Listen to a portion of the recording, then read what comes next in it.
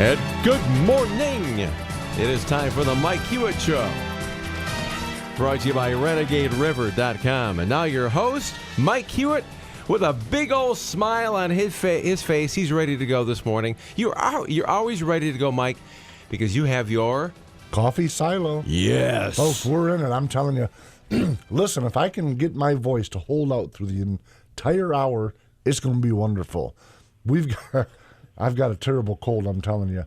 We've got Ludwig on shotgun, Miles Bauer on the line with us. Are we streaming on Facebook? Yes, sir. We're streaming on Facebook. Listen, folks, let's just take a walk through the current events today because there's a lot of stuff happening. We've got the Republican nominee, Donald Trump, is in flight, as I understand it, going to Mexico for a brief visit in Mexico before his big immigration speech this late in the day. Isn't it scheduled for, Miles? Yeah, I believe so. You know, I'm reading the newspapers. I saw yesterday evening that it was very likely he'd be going, and I read early this morning on the internet that he's on his way, and some of the Mexican government not so happy. I don't know why. I don't know why. They listen. I think if he's reaching out, they should reach back. Yeah. Miles, am I being naive? No, I think that's pretty much right on the money there. That's kind of how I see it. I can get why there'd be some angst. Fox has been, their former president has been right over the top from the very beginning with the vulgar language and all of that. I get the anger, but what he doesn't seem to understand is that not everyone in the United States wants to pay for the folks that he's been shuttling across the border, which is the reality of that circumstance. So we'll probably be touching on the immigration issues, because it's going to come up, I guarantee it, in the Enigma report today from a little bit of a different voice than you might expect from this show. But when I look at it, to me, some of this is just common sense. If we had that many people going to Mexico asking the Mexican people to pay for them, they would have a different view of this. Now, having said all of that, Trump seems to be really ratcheting down his rhetoric as it relates to immigration. I don't know if I like that or not. What do you think, Miles? Well, don't you find it fascinating, the parallels between this and then when Trump was going into the African-American community? And then all of a sudden everybody came and said, oh, no, it's great. So I find it fascinating that whenever Trump, puts the spotlight on a specific issue or challenge that is faced, everybody says, no, there's nothing to see here. Yeah, the entire thing, in fact, we talked about it quite a bit last week, where he reaches out to the black community in America, and, it was comical. It was sad comical, but comical where the uber left and the media, which to me are the same, that have been whining and opining for 60 years, suddenly, what problem? That was the Enigma report last week, because it was just so comical how hypocritical that they can be. And they're afraid, by the way, the real issue here is that they're afraid he's making inroads. It isn't that they don't like his politics or... It's none of that. They're afraid he's making inroads. Which he is. He is. He's cut it down to less than 4 points now. And I still believe in the fact that there's people in the closet, and that 4 points is not what it actually exemplifies. You back to gay people in the closet? No. Trump supporters. Conservatives in the closet. Yes, conservatives that are in the closet that don't want to admit it. Now, him going to Mexico, I was very pleased to hear this.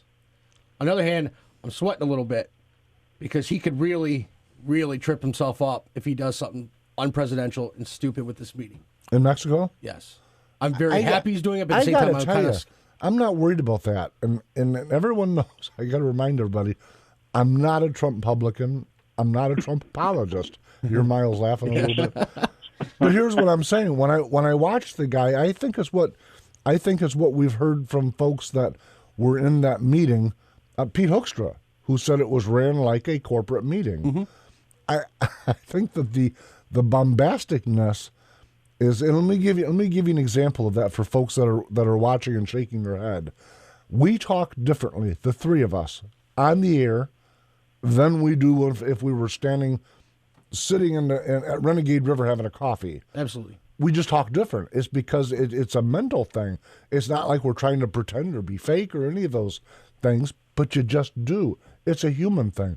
So if you're standing in front of 15,000 people, you're clearly going to talk differently than you did if you were at Renegade River having a cup of coffee. You just are. Mm-hmm. Now, I say that not to defend the bombastic approach, but that's clearly not how he runs meetings. No, I don't think he does. I don't think that. I'm just my only concern would be that this ends up becoming more of him saying, "I'm going to build the wall." That guy going, "I'm not going to build the wall," like kind of we saw in the Fox News thing. But I think he's smarter than that, not to allow that. But I'm not sure I followed you.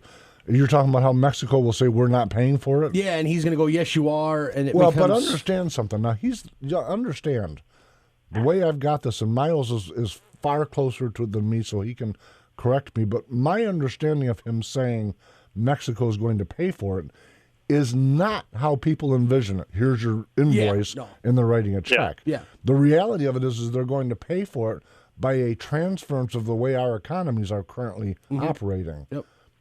By better negotiation, by doing smarter business. I think that makes sense. Oh, yeah. I just do.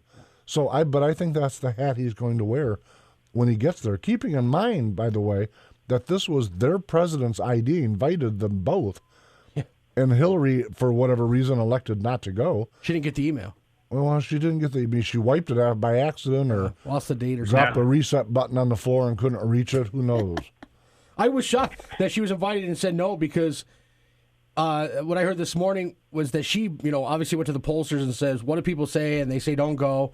And they said the difference between her and Trump is Trump's a leader and just said, "You know what? Let's go talk this out. Let's meet." Well, and I think it also buttresses his narrative when he comes out with the immigration speech later today. That he can actually point to, "Look, I've just come back from Mexico." And so it kind of brings some credibility around what he's going to say later on today. Hey, Miles, are you on a speaker or something? Getting a lot of backwash from you.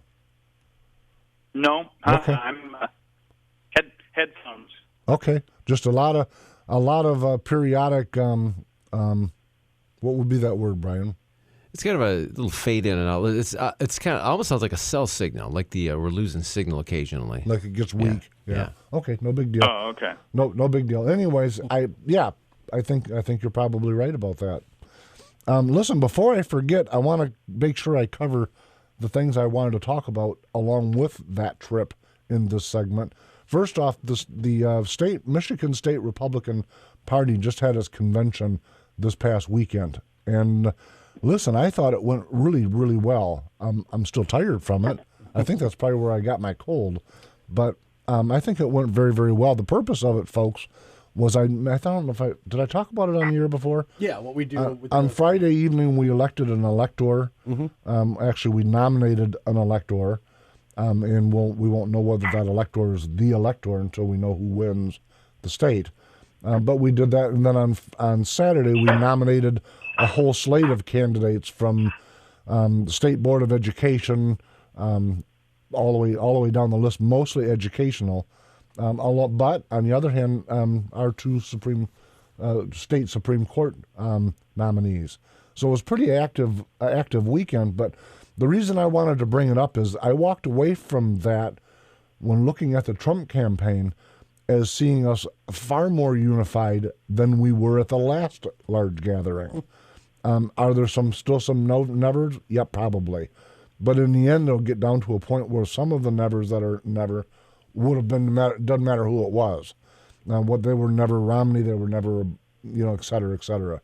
So I guess I walked away feeling pretty good that there's a far more, using it as a snapshot, a far greater view of unity than I've seen so far. And maybe we've joked about it, but it may be that Hillary is the most unifying force the Republican Party has. She's our glue. She is really bad. I'm just telling you, she's really, really bad. You really got to suspend any kind of common sense at all to have that add up to a viable candidate.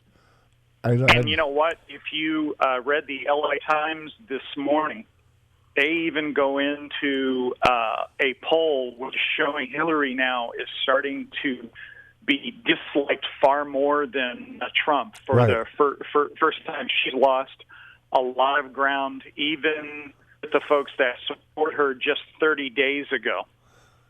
I'm not surprised, but it goes to two things that we're talking about when we're talking about who's presidential.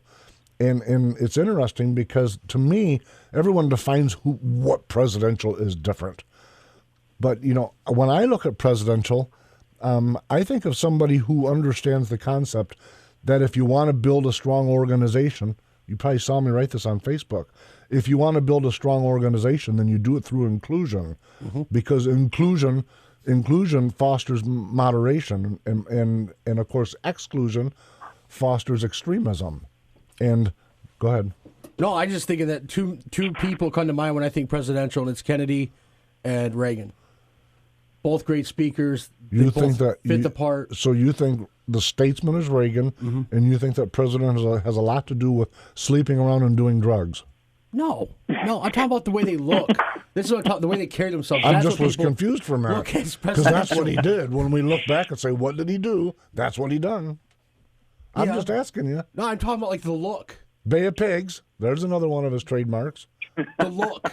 He wouldn't put have us been on the moon. He really wouldn't have been. He wouldn't have won re-election. I know it's not politically correct for me to say it, but he had a really bumpy administration. Listen, I thought Romney looked presidential. That's what Maryland probably thought.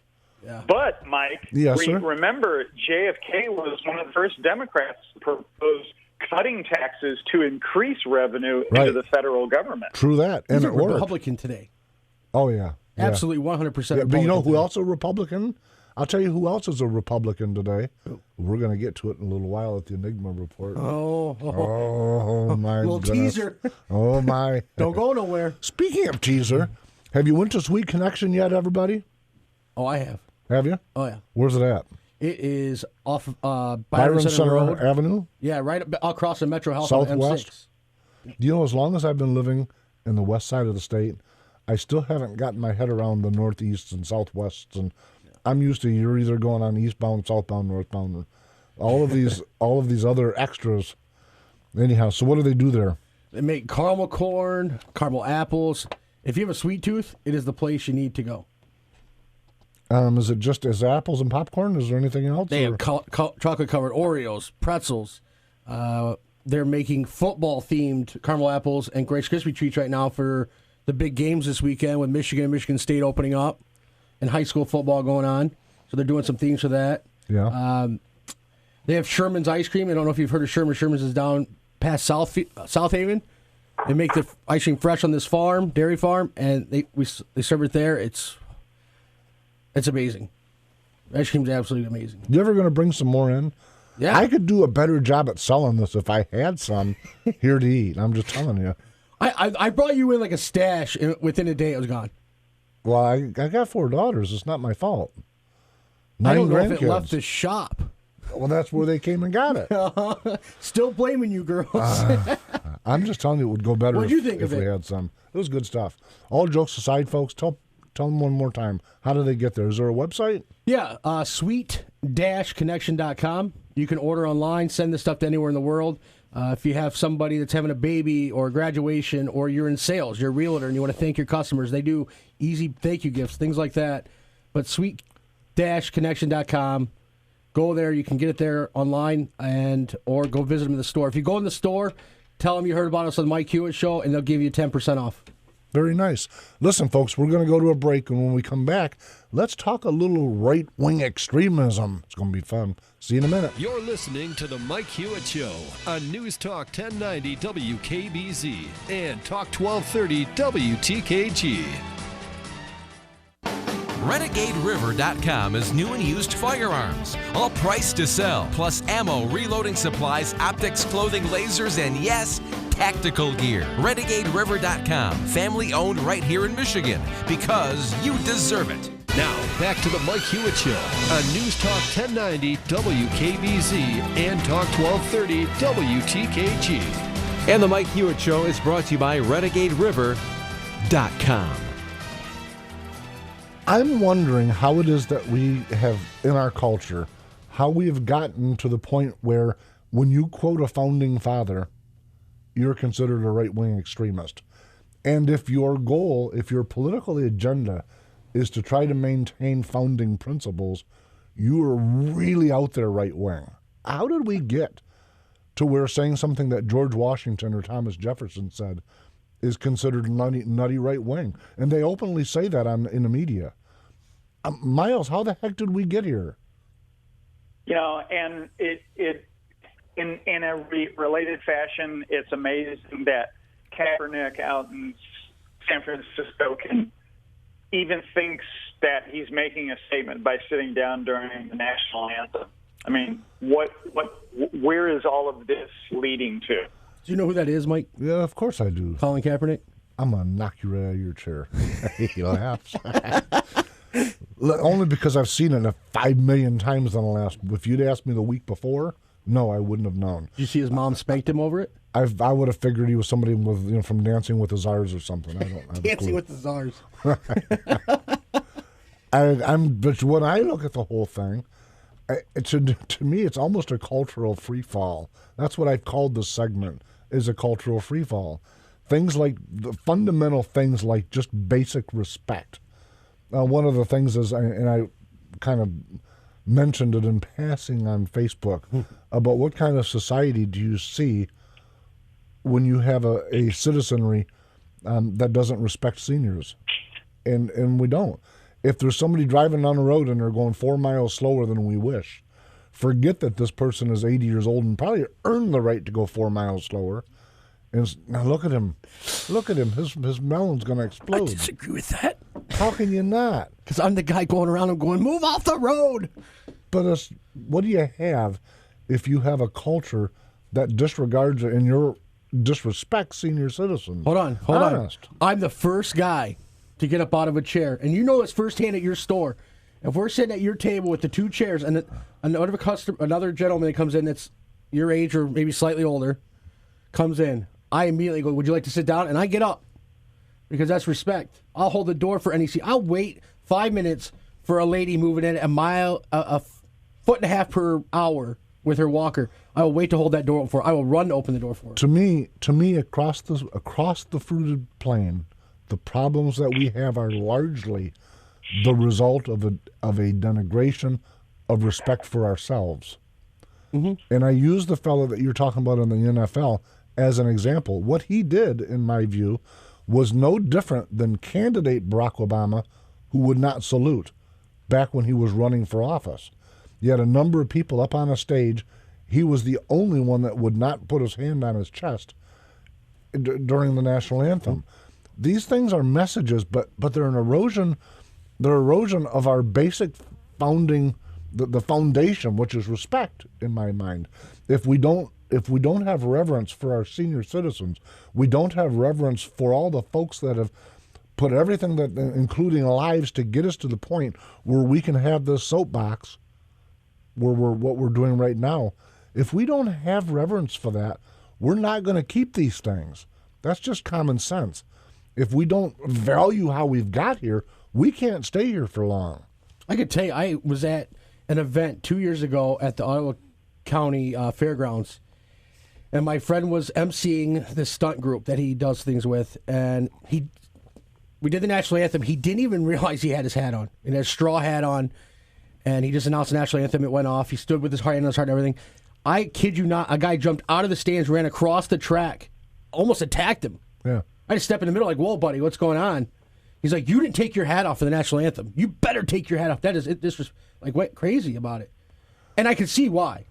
And my friend was like, I'm so sorry. And he would never have done it intentionally. I know that. But this guy to intentionally do it, and then the word is now, and I'm sure, Miles, you've heard it, is that the NFL is not going to make it mandatory like the NBA does and the NHL. But not only that, more San Francisco 49er guys are going to join him next game. Yeah.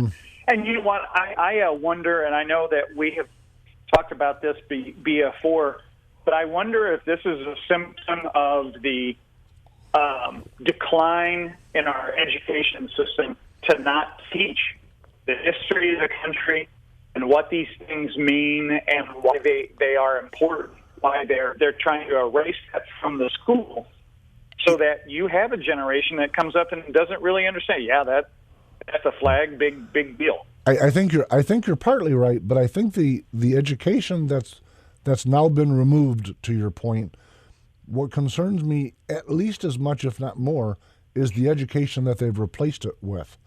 So now they're talking about, and we've done whole shows on the war between multiculturalism versus the melting pot. They want to have division, not diversity. Folks, please careful. These are big words here. They're not after diversity. They're after division. And if they were not looking for division, they wouldn't be embracing the multiculturalism. They say we're a melting pot. We all have an opportunity to earn and make forward. To listen, to your point, someone else is going to join him. Here's what will happen. There will be people like me that says, I'm done. I'm not watching NFL.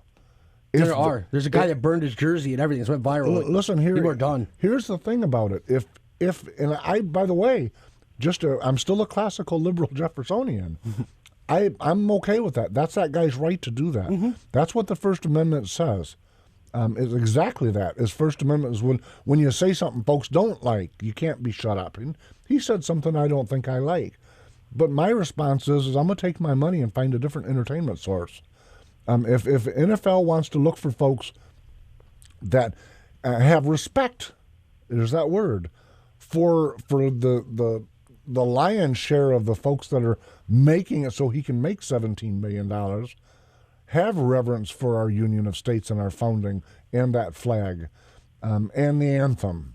Well, the irony of all this with him doing this, and I don't know, Miles, if you watch it, but on HBO there's a show called Hard Knocks, and every year they go to NFL training camp with a certain team.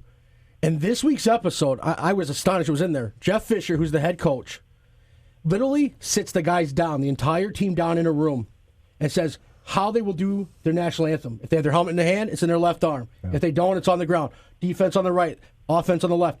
And then they show the video of how they are. Yeah. Nobody's to be sat down. You are standing on the line. The coaches are behind. He literally walks through this, and then not even 3 days later, this happens to Kaepernick. Nobody talked about what Jeff Fisher does and actually says this is how you respect it. But we just talk about this moron who sits down.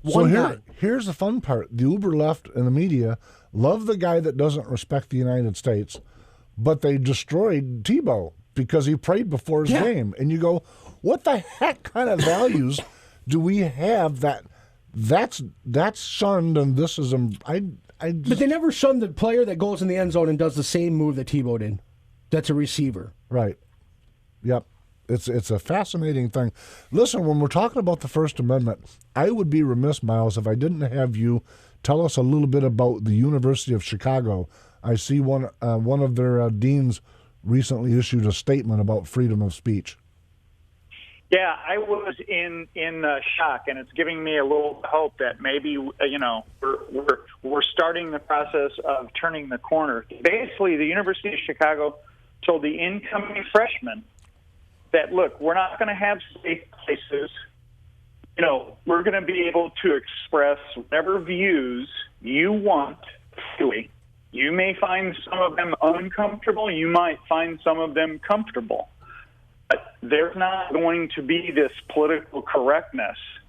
So understand when you come to study here that there's going to be a variety of different ideas. I was absolutely thrilled the other night when they actually made that because, look, where else but our institutions of education do we explore a variety of different ideas? You may not buy into them, but you tell me, isn't that what education is the exploration of a variety of ideas? That's what it's supposed to be. But unfortunately, most of the folks, at least on our side of the divide, believe it's become an indoctrination process. An extraordinarily expensive one, I might add, but an indoctrination process. I can tell you all know I teach at universities, and yesterday we started a class at one of them, and I went off and I just said to him, I said, hey, so I'm not PC. I'm probably going to offend you. It's going to happen. Sorry. Don't care, but you're going to learn something in here. Question me. If you don't like what I say, debate it. That's what we're allowed to do here. I'm not going to take you out and hang you in the parking lot. This is America. Freedom of speech here. We're going to debate it. That's what you do as a grown-up. So, good chance I'll probably offend one or two of you. I swear I had one student look at me in like complete fear and disgust, and I might say something that was offensive. And I said, well, what? She goes, oh. I said, oh, don't worry. It's not going to be like that. You're fine. It's a fascinating thing that people fear words.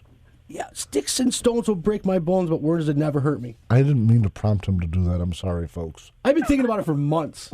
You just gave me the opportunity. Oh, my goodness. You cracked the door. You started it a couple times, and I've cut you off in the past. I know it. I'm just... Must be my hoarse throat or like something double like Dutch. that. I can jump in today. Oh, my goodness, Miles. I don't know what we're going to do with the boy. So, on a different note, have you watched... John, did either one of you watch John Kerry's comments the other day about reporting on terrorism? I heard about it, but I didn't actually see the full comment. Yeah, as I understand it, he was kind of trying to direct the media that they shouldn't be reporting on terrorism so much. Yeah. And on one hand, I think the implication was that he's giving terrorists, this accolades or providing them with a motivation to do the terrorism. But I think the reality of it is that Hillary Clinton is woefully unprepared to deal with terrorism, and he doesn't want that to be part of the campaign mix. Am I misreading that, Miles?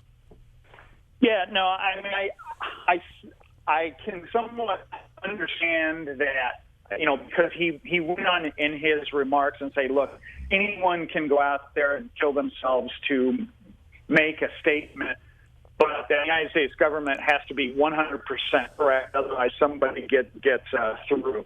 So I get from that perspective, I think the media kind of spun it as if let's go ahead and suppress this and keep this away from the American people. And yeah, I agree to your point around that kind of puts Hillary in an interesting light if things suddenly start showing up.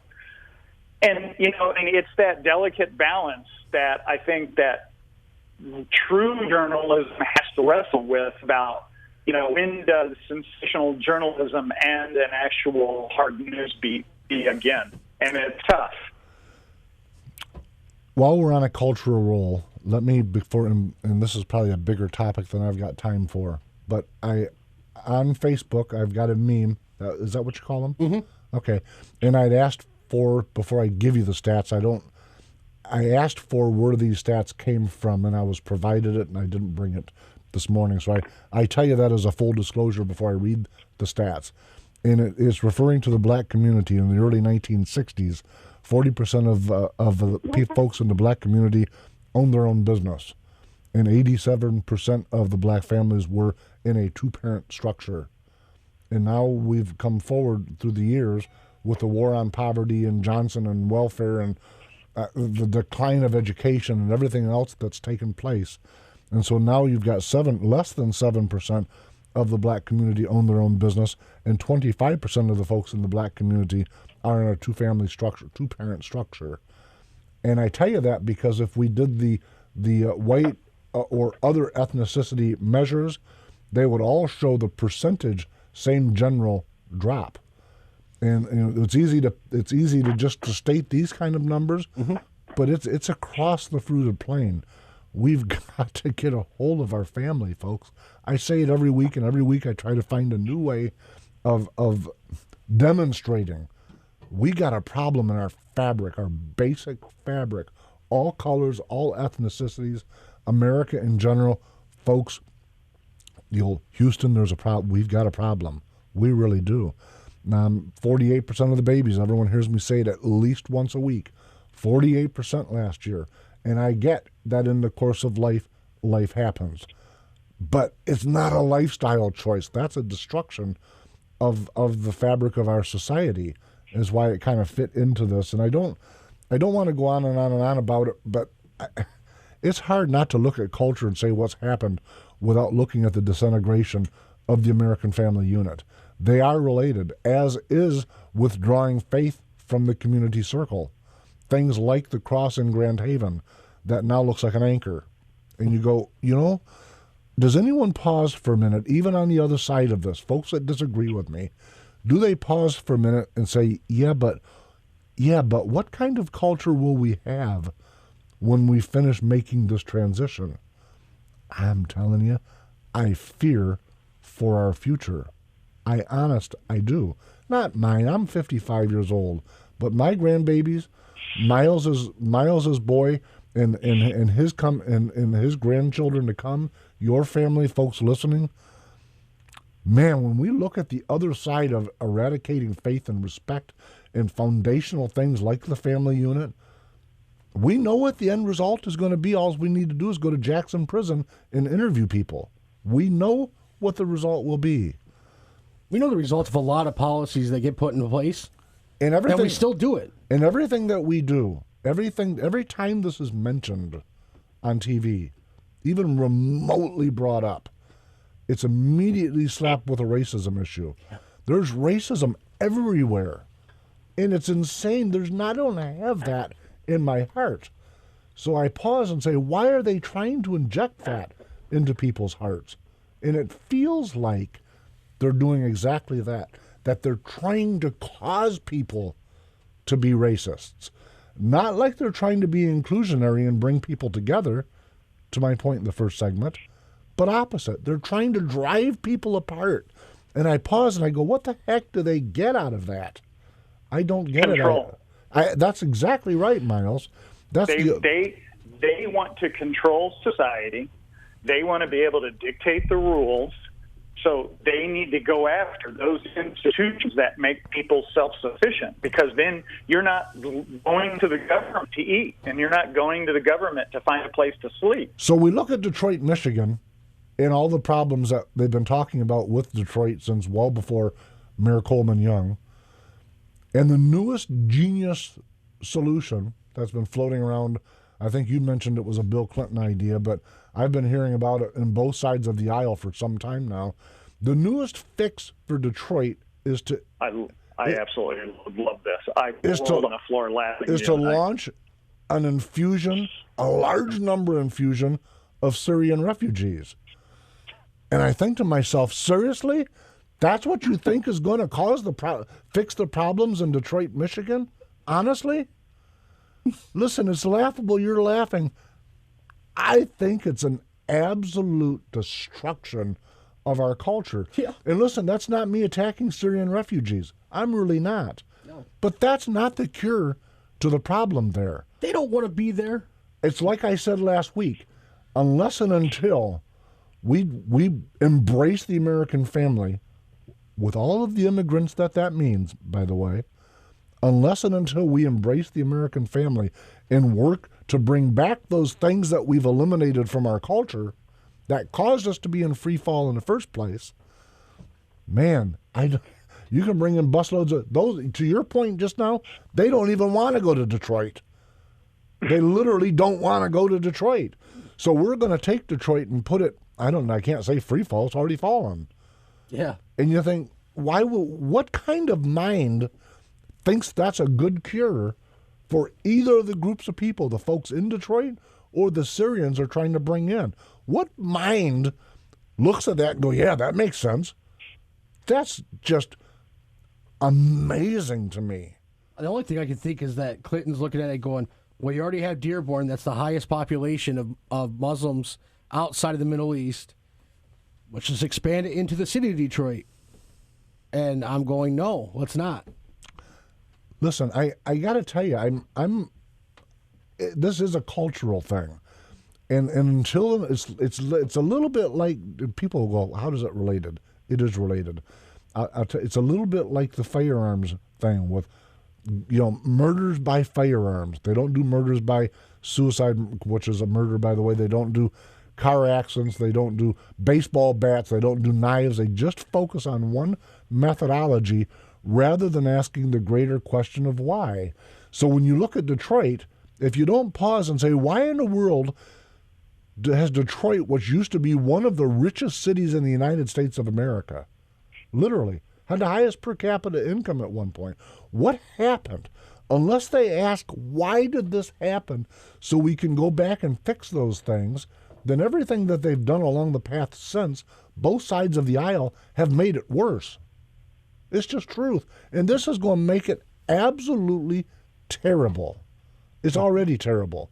Last time I was in Detroit, I'm ordering food at McDonald's. I'm ordering through the window, at the drive-in window, and there's someone on the passenger window knocking, trying to get a handout. And it's what I've been saying. There are two Americas. But bringing in refugees and saying, here, we don't really want to go to Detroit, so let's put them in Detroit. Think about what I just said, folks, because that's what they're really saying. We're not going to go to Detroit. Let's put them in Detroit. It's that same kind of thinking, by the way, that thinks it's okay to have a big, gigantic glob of illegal immigrants that don't want to be citizens from across the border. They don't care that they don't want. We fought a civil war so that we didn't have a two-caste system. Why did we? But the same mentality that thinks that's okay to have votes for free and cheap labor, both sides, shame on them both. Mm-hmm.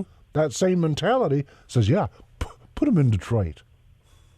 That's some ugly thinking, in my view. So listen, we got to go to a break, and we'll be back with the Enigma Report.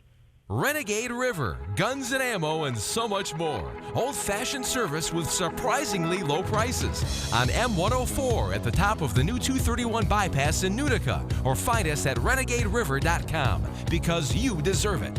This is News Talk 1090 WKBZ and Talk 1230 WTKG. And this is the Mike Hewitt Show, brought to you by renegaderiver.com. 3, 2, 1, 0. You have arrived to your final destination on your journey through reality.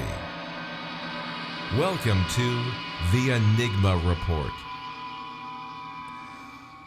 Listen, in life, folks, there are a lot of enigmas. And in politics, there are probably even more. And to help for me to segue myself into this monster-size enigma, Brian, if you would, please pop that clip on, if you would. All Americans, not only in the states most heavily affected, but in every place in this country, are rightly disturbed by the large numbers of illegal aliens entering our country. The jobs they hold might otherwise be held by citizens or legal immigrants. The public service they use impose burdens on our taxpayers. That's why our administration has moved aggressively to secure our borders more, by hiring a record number of new border guards, by deporting twice as many criminal aliens as ever before, by cracking down on illegal hiring, by barring welfare benefits to illegal aliens. In the budget I will present to you, we will try to do more to speed the deportation of illegal aliens who are arrested for crimes. We are a nation of immigrants, but we are also a nation of laws. It is wrong and ultimately self-defeating for a nation of immigrants to permit the kind of abuse of our immigration laws we have seen in recent years, and we must do more to stop it.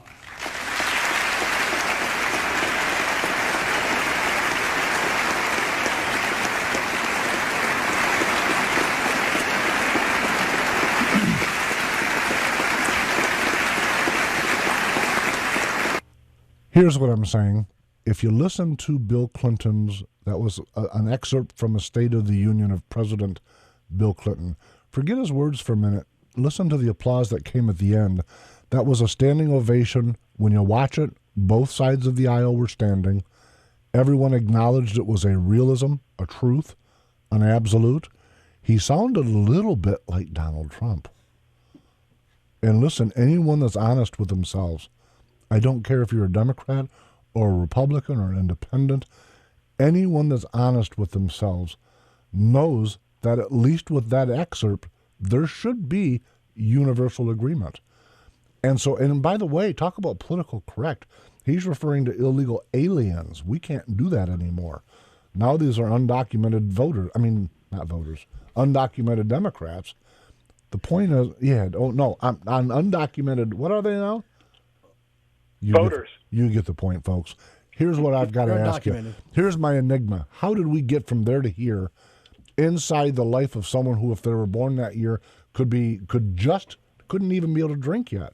So it's one short, not even a full generation, one short segment of time. We've gone from words. He can't even say the words now that he said in that speech. Think about that. Is this the country we want to be? Do we want to be so divided that you can't have a president stand up there and say those words, and you most certainly won't get across the both sides of the aisle accolades for using common sense? He employed common sense in that excerpt, which is what Donald Trump is doing. Donald Trump has fundamentally said the exact same thing. I see no difference between the two proposals. Miles, help me. What happened? How did we get from there to here? Well, because they obviously realized that they need to buttress their underclass so that they can continue to get votes. They need another wave of folks. To me, it's the same, and this is people will call me bombastic. It is what it is. To me, it's the same thing as that party doing everything they can possibly do to block civil rights. And then all of a sudden, LBJ goes, oh my goodness gracious, I see an opportunity here.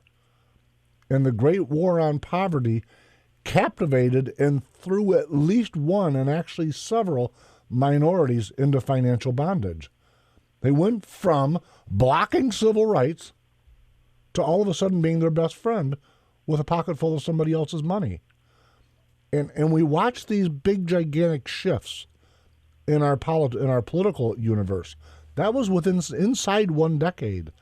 They went from blocking civil rights to trying to manipulate people into perpetual votes for financial bondage was the trade that was made.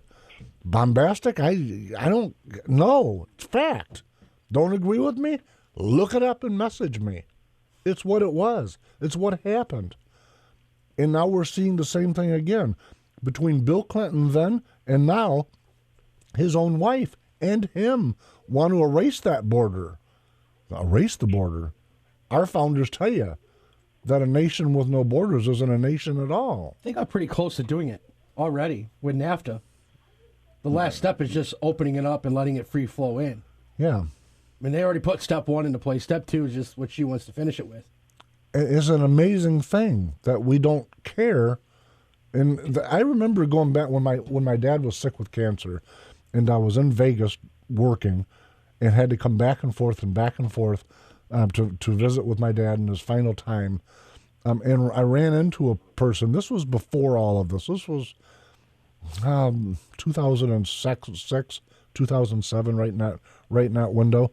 And I remember sitting in a one of the lounges at an airport, and I don't know where I was at, but talking to a person who was literally wanting to have the borders erased. This should be a borderless world. And that was my first exposure to that kind of thinking. But now that permeates the Democratic Party, at least with leadership. They want that. And so it goes to my questions that I asked in the other segments. When I pause and go, okay, what do they get out of that? What's their hope? And it goes back to Miles's single word answer: control. Mm-hmm. Is that right, Miles? Yep. I mean, this is the whole point around the Brexit idea as to why that was such a shock to the, as you sometimes refer to, the pointy heads who just want to control everything. They really do. And that's always been the push-pull. Domestically here in the United States, the debate has always been to be a balance of power between federal and state. That's since before our founding. That has been the battle. But we've dragged all of these other things that were normally peripheral into the mix to try to combat that both sides have. And now we're looking at forgetting federal and state. Now we're looking at a far more grandiose plan to say, can we get Canada in? Google sometime, look at tri-state. Oh my goodness, there's some folks out there. people involved in our government, more importantly than that, people involved in our academia that really want a unified North America. And folks, it sounds warm and fuzzy till you pause and say, well, what's the only way, how would that affect the average citizen of the United States? Bring us down. Oh, it's got to. The only way to make it work is to bring us down. And by the way, to bring Canada down also. We've already seen that. And I don't know that was NAFTA. It's a scary proposition what they're asking. But Bill Clinton was spot on, and so is Donald Trump. Both of them on that point are spot on. But that's the argument of nationalism versus globalism. And now the USA, Democratic man. parties have switched. Listen, folks, the music's on, so you got to follow us on Twitter at Talk Mike Hewitt and on Facebook at / The Mike Hewitt Show. Folks, we'll be back next week. We're going to have a guest on next week, and I think we're going to be talking about guns. Ooh. I like guns. I like guns. I like guns, too. Miles, you like guns? Yeah, I like guns. Of course, we're right-wing extremists. We got to like guns. Got Bible, too. Guns, All right, Bible, beer. Yeah. All right, folks, we'll see you next Wednesday. Miles and Ludwig, thank you very much. Brian, thank you. Folks, thank you very much. We'll see you next Wednesday morning.